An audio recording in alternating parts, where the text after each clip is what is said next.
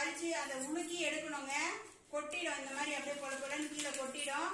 இதெல்லாம் மூட்டையா கொடுப்பாங்க.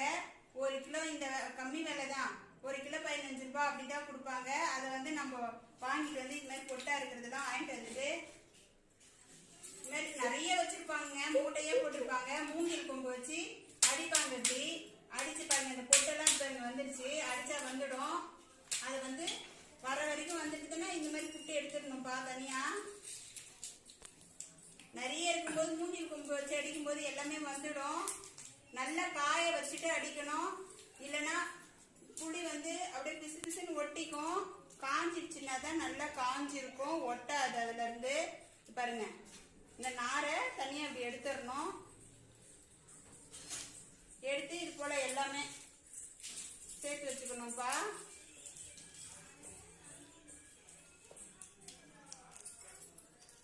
சாம்பிளுக்கு நாங்க கொஞ்சமா காமிக்கிறோம். இதை வந்து களத்துல கொட்டி அடிப்பாங்க. அடிச்சு ஆள் வச்சு செய்வாங்க.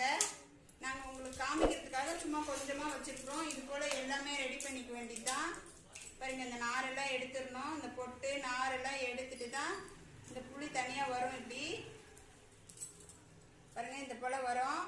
இப்போ இந்த மாதிரி புளி நிறைய காமிக்கிறேன். அடுத்து இது வந்து காய வச்சுட்டு அடிச்சுக்கலாம்ப்பா. அந்த பொட்டெல்லாம் தட்டணும் இல்லைங்களா? தட்டிட்டு பாருங்க, இந்த போல வரும் புளி.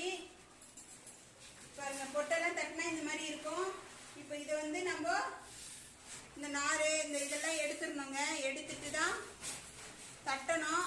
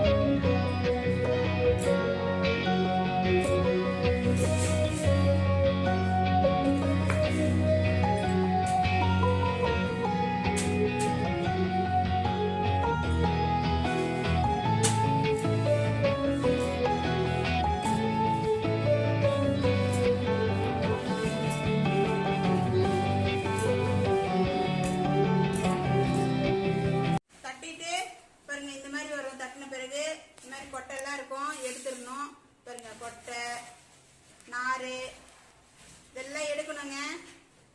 எல்லாம் எடுத்து போட்டுடணும். போட்ட பிறகு பாருங்க இந்த மாதிரி இருக்கும். புளி எதுவுமே இல்லாம கிளீனா இருக்குங்க. இந்த மாதிரி கிளீனா எடுத்துக்கலாம். இந்த மாதிரி எடுத்துட்டா புளி ரெடி ஆயிடுச்சுங்க.